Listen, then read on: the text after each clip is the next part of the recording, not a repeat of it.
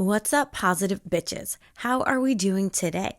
If you're hearing this episode, then you are meant to be here, so keep listening.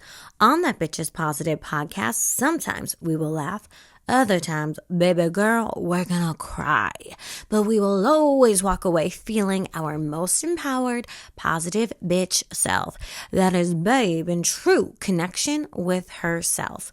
On this podcast, we simply unbecome who we are not so we can fully step into exactly who we came here to be. Today, we are going to be questioning. We're going to be investigating those seasons when we feel disconnected from everything, when we feel like everything is falling apart, when we feel like, hello, God, what are you doing? Have you forgotten about me? Yeah, we are diving into the concept of being ghosted by God. Because the Brads and Chads of the world, they may ghost us here and there. But when we feel ghosted by God, well, that is quite the ultimate ghosting, shall I say. We have these seasons where we do feel alone. We're not seeing the angel numbers. We feel like our whole entire life is just falling apart. So what is going on?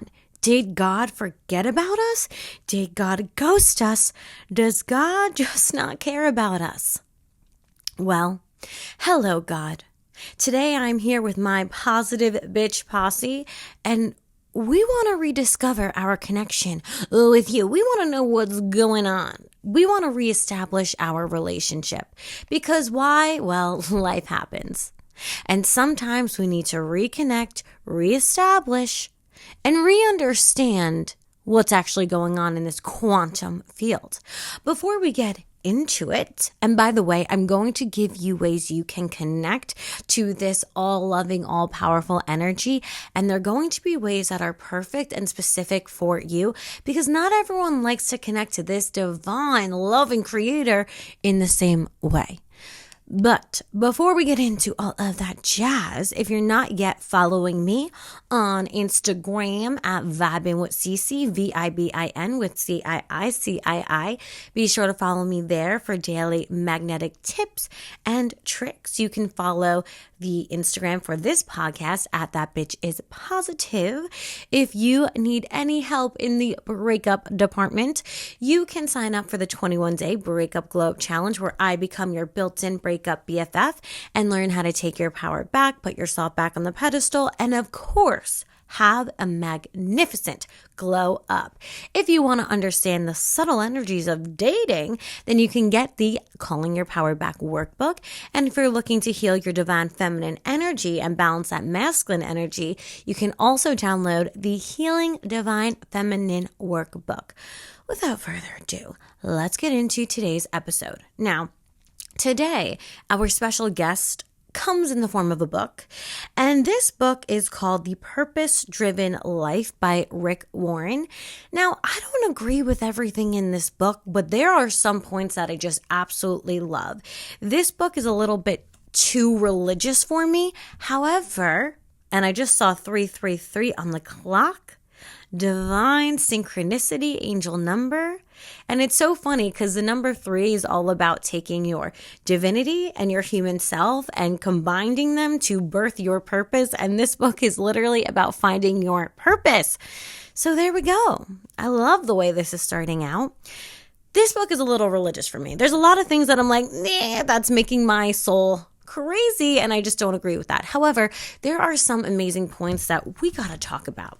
So my whole entire spiritual awakening started because I felt so alone, so disconnected, and I was literally screaming at God. Yep, that's how I got here. I was screaming at God. I was mad. I was upset. I was annoyed. And I think that there's this whole entire narrative that you can't be honest with God. And I'm so happy I had my mom growing up, because she always told me, God, in her viewpoint, is your father. You tell him whatever you need to say. You put it down, girl. You let him know what's going on in your mind, in your heart, in your soul. And I went to Catholic school, and that was not something they taught. They really taught, okay, you do these certain prayers, and this is how you connect to God. But when I was reciting those prayers, I didn't feel anything. I felt connected to God when I was just screaming, crying, or just praising in the way that I like to praise. Hello, God, how are you doing? I think we know I like to talk. Hello. So I felt the most connected to God when I'm in nature, when I'm just speaking. That is how I like to connect. But at the beginning of my spiritual awakening, I really lost touch with God because I was in college. I was being a human. And there is so much going on in our life, the internships, college, figuring out what you're going to do with your life, that I think God does fall to the wayside. And by the way, God to me, whether you call it the divine creator, source energy, I don't really care, because the human language can never fully express the truth of what God is. The human language, which humans created, can only point to truths. It can't fully encompass the truth. Like when I tell my partner, oh, I love you, the word love can't fully encompass how I really feel. So I like to use the word God. And to me, God is this all-loving presence, always around. We all have God within us. God is the ocean and we are the waves. And we are all divine. We have this connection to God through our higher self. But even though we're connected doesn't mean we always feel God's presence in our life. I have a TV in my room, but I'm not always turning that TV on. I'm not always tuned into it. Just because I'm not tuning into the TV, though, doesn't mean it's not there.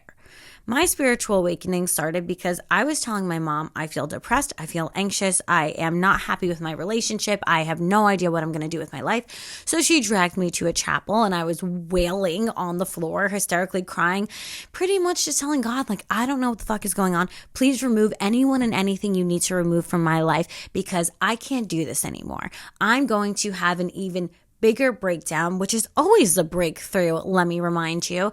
And I feel like I'm going a tad bit crazy over here. And within a couple of days after crying my eyes out, wailing my arms around, just leaving everything at the altar, I sat right up in the front with my mom. After that, a couple days later, I went through a breakup because I found some interesting things on my partner's phone. I had a dark night of the soul. I was completely isolated and I went to a therapist who asked me, have you ever read The Power of Now, Eckhart Tolle? And I read that book and everything started happening at once, understanding the universe and God and the quantum fields and manifestation. Everything just started flooding. And in that moment, I knew, oh my God, God is real. I've always sort of believed, I went to Catholic school my whole entire life, but literally asking, crying, screaming at God. And 3 days later, the divine intervention of what went down that led me to spiritually awaken, which led me to find my purpose, I couldn't ignore that. That was divine intervention. I knew it like I know my own name. That's how strong it was. And I feel like a lot of us don't know how to connect to this all-loving energy. We don't know how to speak to it. We don't know how to connect. We don't know how to even look at it or talk. We're just not really sure what to do. And then we go through life feeling really upset and freaking alone. So I always pray to be God's mouthpiece. And hello, positive bitches. I want to read you some blurbs from this book called The Purpose-Driven Life. And then we're going to talk about it. We're going to dissect it. We're going to understand it. Because like my TV, it's always there, whether or not I tune into it. God is always there, whether or not we're tuning in, whether or not we feel him, whether or not we see him, he's there. But let's talk about it. The deepest level of worship is praising God in spite of pain, thanking God during a trial, trusting him when tempted, surrendering while suffering, and loving him when he seems distant. Friendships are often tested by separation and silence. You are divided by physical distance or you're unable to talk. In your friendship with God, you won't always feel close to him. Philip Yancey has wisely noted any relationship involves times of closeness and times of distance. And in a relationship with God, no matter how intimate, the pendulum will swing from one side to the other. That's when worship gets difficult. To mature your friendship with God, God will test it with periods of seeming separation. Times when it feels as if He has abandoned or forgotten you. God feels a million miles away. St. John of the Cross referred to these days of spiritual dryness, doubt, and estrangement from God as the dark night of the soul. Henry Nouwen called the ministry of absence. A.W. Tozer called them the ministry of the night. Others refer to this as the winter of the heart. Besides Jesus, David probably had the closest friendship with God of anyone. God took pleasure in calling him a man after my own heart. Yet David frequently complained of God's apparent absence. Lord, why are you standing aloof and far away? Why do you hide when I need you the most? Why have you forsaken me? Why do you remain so distant? Why do you ignore my cries for help? Why have you abandoned me? All my codependent girlies, I feel us getting triggered. Of course, God hasn't really left David, and He doesn't leave you. He has promised repeatedly, I will never leave you nor forsake you. God, however, has not promised that you will always feel His presence. In fact, God admits that sometimes He hides His face from us. There are times when He appears to be MIA or missing in action. I think we've all felt these times, and I think we either just forget that God exists sometimes. I mean, I know I did, or we forget to plug into our own divinity. But I mean, I don't think I'm alone in getting pissed off when we have these seasons. And I just want to say that's okay. It's okay to feel like you are disconnected from God or your own divinity. It's okay to feel pissed off about that. It's okay to feel like you are getting ghosted by God. And I love how this book explains, oh my God, and the next page is 111. I love how this author explains that the pendulum will always swing from one side to the other, because that's the law of rhythm. The pendulum is always going to swing from one side all the way to the other. That also plays into the law of polarity. As deep as we feel pleasure, we're also going to feel pain. So enjoy the pleasure and know the pain will end. And this happens in our relationships. You have seasons of really amazing closeness to your friends, and then you have seasons where you're more so isolated. And I really think that there are divine seasons for a reason where we're going to feel closer and we're going to feel more separated. Because I was talking to one positive bitch, and she was telling me, I don't know why I had a relationship with this person. I really thought we were going to end up together, and we didn't. And they were my soulmate. I really believe it. And I told her that person may have been your soulmate, but you don't know what kind of soulmate that person was. It could be a person who is a soulmate that lasts forever, or it could be a person that's a soulmate who's meant to trigger you into spiritually awakening. We have different seasons. We have different soulmates for different reasons.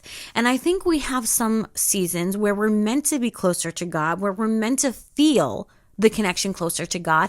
And then I think there's some seasons where we're meant to go off, play with this quantum field, see what we can do, and then report back to God. I don't think we're meant to be so plugged into God all of the time, or else I think we would be. So I am feeling like, the pendulum swings from one direction into the other, from left to right. It will even out because that's a law of rhythm. It also plays into the law of polarity. But even think about growing up.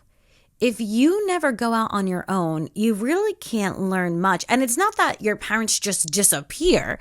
No, they're still there, but you have to go to school. You have to make friends on your own. You need to see what you can do as who you are. Not with your parents over you watching like a hawk. Think about a little birdie. They have to fly out of their nest on their own. And I feel like there are seasons where, yes, we're going to be in that dark night of the soul where we do feel alone and we do feel disconnected and we are like, God, where are you right now? Because what is going on? And I think we're meant to go through that, not actually alone because we're already connected, but under the veil of aloneness so that we can find our own power, so we can see how much strength we actually have. Because if I go through life and let's just say, I always rely on my mother to co-regulate me, I'm never going to learn how to regulate myself. We have to go through seasons under the veil of doing it alone so that we can understand that we can do it. We can do it. And it doesn't mean that God is not watching, that God is not there, that God is not with us. It means that we are more on a track to understand our own strength than having to rely on this all-loving presence. Let's feel that for a second. Let's feel that for a second. Because we have to know what we can do on our own. We have to. If we jump from one relationship to another, we never get to create our own identity. We never get to fully understand who we actually are because we can only identify ourselves through our partner. We need time alone to get to know ourselves. We need time to go out and under the illusion that we are alone, to understand our true capabilities. Let's read a little bit more of this book. I love how he also talked about how God always promised us he'll always be with us, but he did not promise that we're always going to feel his presence. And that's why one of my favorite affirmations is, I see God's support in my life daily. Because I am always looking for God's presence to remind myself that I'm connected. Because like I said, it's really easy to get distracted in this 3D world.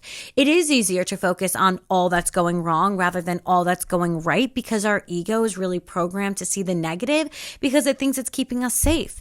It is easier to focus on the gossip and what's going on with celebrities than it is to connect to God sometimes. But what is more rewarding to me is finding that connection to God and myself. This is a Christian book, by the way, so it's going to have that sort of tone, but understand this applies to all of us. The most common mistake Christians make in worship today is seeking an experience rather than seeking God. They look for a feeling, and if it happens, they conclude that they have worshiped. Wrong! In fact, God often removes our feelings so we won't depend on them. Seeking a feeling, even the feeling of closeness to Christ, is not worship. Again, there's that Christian tone here, but let's dial it back for a second. He's talking about how we can't just rely on our feelings to tell us if God is there or not. Yes, we can't rely on our feelings a lot of the time. Why? Because feelings are not fact. And a lot of us have trauma or we're picking up on external sources around us, our friends, our coworkers, or even an energetic form through a scary movie can cause us to feel something. It doesn't mean that feeling is true. That's why we really have to do a lot of work understanding our egoic feelings versus our intuitive downloads, because those are two different things. Our feelings are moving energies. They move through us. That's why they can change in an hour. We can go from sad to happy within 5 minutes. Feelings are energy forms and their natural state is movement. They're going to flow. They're going to transmute. They're going to change over. Let's keep that in mind. So just because we feel like God is ghosting us doesn't mean that he actually is. It means that we're having that as a feeling.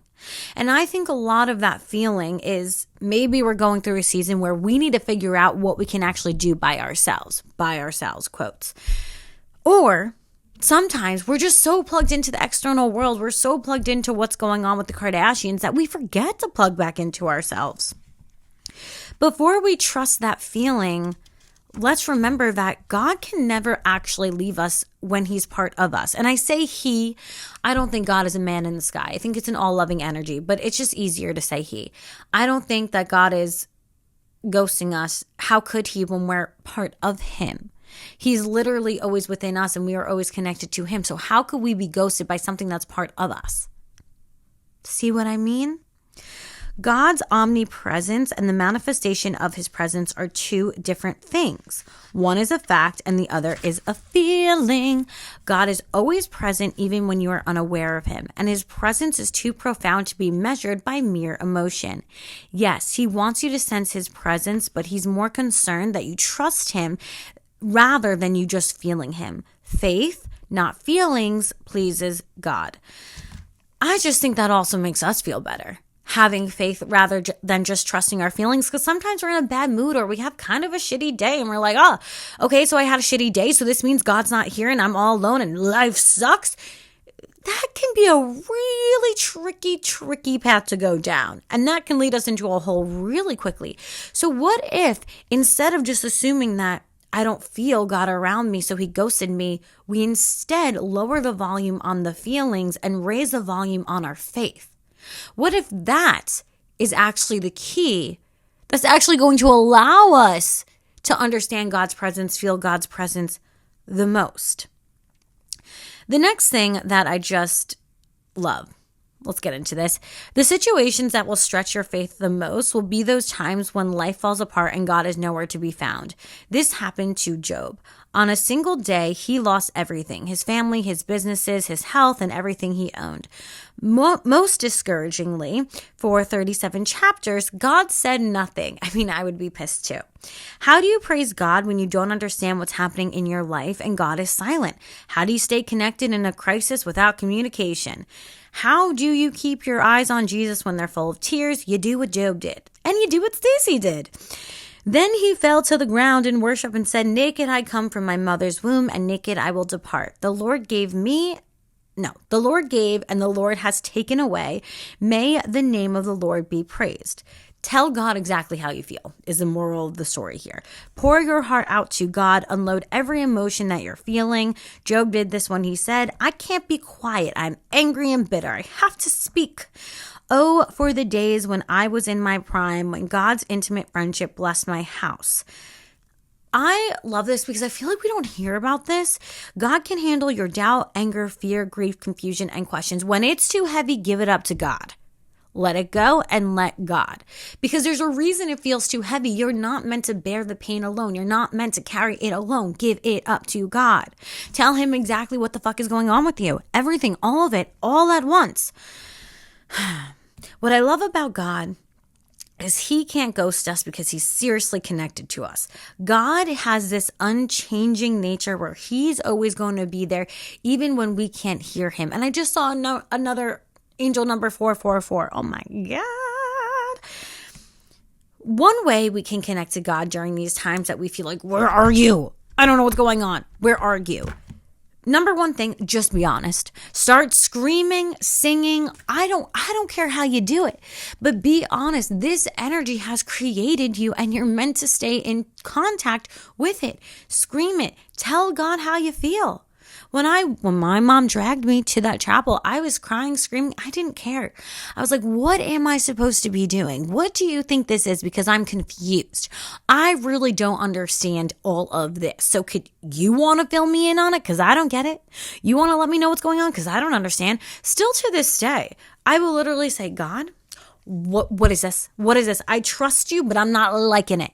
So I want to see something better. I want to see me feeling blessed today. I want to see a better outcome today. I want to see more blessings today. And the funny thing is whatever you seek, you will find. And when you start priming your reticular activating system, which is a filter in your brain, you will get exactly what it is you are thinking about. Your reticular activating system filters in your life based on your own biases. There's way too much for us to intake all around us. There's billions and billions and billions of things to process. So our reticular activating system just filters in life based on our own biases. So if you want to see God in your life, first of all, be honest, scream it out, say what you need to say. You can, if you're angry, tell God you're angry. Hell, I did it. I'll do it. I'll do it again. Tell God how you really feel. And secondly, start looking for the blessings. Start looking for what you do have. Start looking at the things you are grateful for, because that primes your reticular activating system, your energy. And, God is going to want to go where he's praised, I guess you can say. I mean, think about it. If your friends were always shit talking you to your face, would you want to hang out with them? Probably not. I can't imagine God wants to be around people who just shit talk him. So don't shit talk him, but tell him straight up how you feel. The point to ponder in this chapter is God is real no matter how I feel. Now, okay, that's all great and well. I really just want you to understand that you're not alone if you're feeling like God has abandoned you, because I have felt it before too, and it can just be really scary and upsetting. But what I want you to understand before we get into how to actually connect to God different ways, I want you to understand that it's okay. And maybe you're having this season because you have to go out there and see what you can do and start trusting yourself. Maybe you already trust God, but you don't have faith that you're capable. That you're capable of changing things in your life, that you have the power, that ascension is not about going upward, but really going inward. Maybe this season is here for you so you can start seeing what you can do with your own energy in the quantum field, how you can manipulate energy into matter. Or maybe you need to have this isolation period so you can go inward and start questioning all of your beliefs and all of your stories you've been telling yourself. And don't forget, start talking to God even when you think he's not listening, because he is. Just because we feel like he's not there doesn't mean he's not. It means that we can't feel his presence, but it doesn't mean his presence isn't there. And I'm the first one to say, of course, I prefer to feel God's presence in my life. I prefer to see God's presence in my life. Hence why that affirmation of I see God's presence in my life supporting me daily is so special to me, because I want to see that. I want to feel that. I don't like a life where I feel like I'm all alone out here on a floating rock. That doesn't feel good to me. I'm like, no, thank you. So I understand that. But rather than focusing on how we feel, what if we focused on our faith? And now let's say you're like, Cece, okay, I got it. I'm going to focus more on my faith that God is there. Even if I don't feel him, I'll give God the benefit of the doubt. Maybe he didn't ghost me. I think we can give God the benefit of the doubt rather than Chad, rather than that F-boy, rather than giving that F-boy the benefit of the doubt 50,000 times after he ghosted you. Why not apply that same approach, but this time to God? If you can give Chad the benefit of the doubt after you feel like he ghosted you, let's give God the same benefit of the doubt if we feel like he ghosted us. Because like I said, just because we feel like God isn't there doesn't mean that's true. It means it's a feeling. How can we connect to God? So there is a book called The Sacred Pathways, and in this book, this man, Gary, identifies 9 different ways that people can draw themselves closer to God. The first way is for naturalists. Naturalists are most inspired to love God out of doors in natural settings. So for me, one of my favorite ways that I can actually activate the feeling of feeling connected to God is going for a hike, is going to this harbor near my house, is literally just meditating outside. Because to me, nature is God. It is God's creation in its most natural form. And I love nature that's just untouched by humans, because it just feels like, wow, this is so beautiful. No human could have even tried to create this because it's just too perfect. So if you love nature, go out in nature. And that's going to help you connect to God. Go out in nature and tell God exactly how you're feeling. To me, the sun, when I feel it on my body, when I go sun gazing at sunset, it feels like God's love to me. Sensates love God with their senses and appreciate beautiful worship services that involve their sight, taste, smell, and touch, not just their ears. So another way I love to connect to God, if you're watching my podcast on YouTube, you can see behind me my altar. On this altar, I have crystals, I have holy water, I have rosary beads, I have a portrait of myself that my sister got me. Hello, I was created in God's image. That's praising God there. I have my oracle cards. I just have anything that's special to me. I have a little Buddha, and I love to just light some sage, say a prayer, look at my vision board, and that is a beautiful way for me to connect to God. I go inward and I visualize all the things that I want, and I remember that I'm capable of creating because I come from God, and God was the ultimate creator. And if God is within me, then I also have that creative ability. And I love smelling sage. I love putting on the essential oils. I love my little sunset lamp. I love aligning my crystals. I make sure my crystals, I have a really specific color gradient for my altar, and all the crystals are a very specific color because they all feel like just beautiful clouds to me. And looking at this, having the essential oils, having the sage, it creates a whole entire sacred self ceremony. And when I connect to myself, I feel very connected to God. Traditionalists draw closer to God through rituals, liturgies, symbols, and unchanging structures. So if going to a church or a sacred site allows you to connect to God, there are reasons that there's places in Sedona, for example, that are known as energy vortexes, because the energy of that place on this planet is literally different than the whole entire surrounding area. Let's not forget Mother Earth, Mother Gaia, she is energy. And there are certain points along the Earth's grid that has this really unique energy, and they're all at religious sites. So you pick your religious site, whether it's a pyramid or a chapel, and if that allows you to connect, let it out, girl. Some prefer to love God through solitude and simplicity. Maybe just closing your eyes, letting go of all the outside distractions is going to allow you to connect to yourself, which will allow you to connect to God. One of my favorite ways to connect to God, I guess I have a lot, but one of my favorite ways is to put on a third eye frequency and just lay outside and put my headphones in, close my eyes, and just go inward and see what my spirit guides want to tell me. See what I hear from God, see whatever spiritual downloads I get. And it's a beautiful way to ease your anxiety and get connected to yourself rather than everything outside of yourself. I mean, I did a whole entire episode about this called The Distraction Dilemma, because it is a fucking dilemma that there are so many things trying to pull our attention away. We need to use our attention for good. We need to use our attention to create the life that we wish to live, because where focus goes, energy flows. And we live in an attention economy, and you got to take control of where you're putting your attention. Activists love God through confronting evil, battling injustice, and working to make the world a better place. Maybe you feel most connected to God at a rally or doing volunteer work. Whatever you love to do, you want to connect to God through that avenue because you were given those desires embedded in your heart for a reason. Caregivers love God by loving others and meeting their needs. If you love to help others, that's a beautiful way to see God in all people. Enthusiasts love God through celebration. My mom, I feel like she's an enthusiast because every single Christmas Eve, she has the holy water. She's telling us to sing happy birthday to Jesus. She literally gets Jesus a birthday cake every year and we sing happy birthday to Jesus. She loves to celebrate God through these celebratory moments, through Christmas, through certain masses. Contemplatives love God through adoration. However you prefer to adore God, girl, go off.